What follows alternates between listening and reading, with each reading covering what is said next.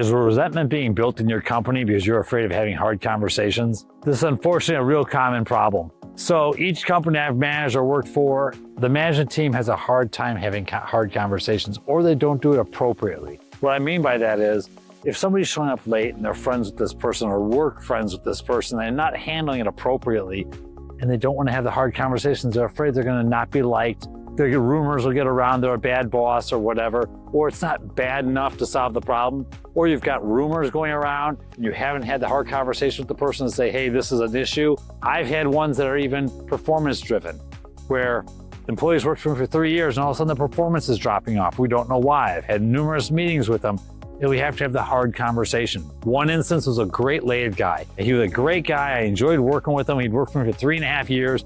All of a sudden his performance started dropping off. And I started trying to figure out why. We're asking questions.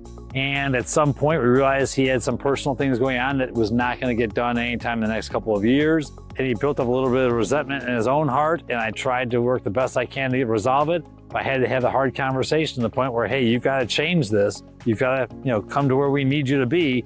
Otherwise, you're not going to be here anymore. And when that didn't work out, we eventually had to have a very hard conversation of terminating him. So these are instances that do happen. I've had another one where I had a gentleman I hired for shipping. Great guy, I liked him a lot, but he couldn't do the job I needed. We had to demote him, and it was truly tears in the office after that. Those are hard conversations, but in the end, the employees will respect you at some point to say, okay, at least you're having these conversations and trying to address the problems. They don't want owners that are not willing to solve problems or managers not willing to solve problems. That one employee I talked about eventually got great at his job. He was just nervous in the beginning. After a couple of years, he's being re-promoted back to that position. He's doing wonderful. You can turn employees around, but you have to have hard conversations. And most of the time, they will respect it in the end.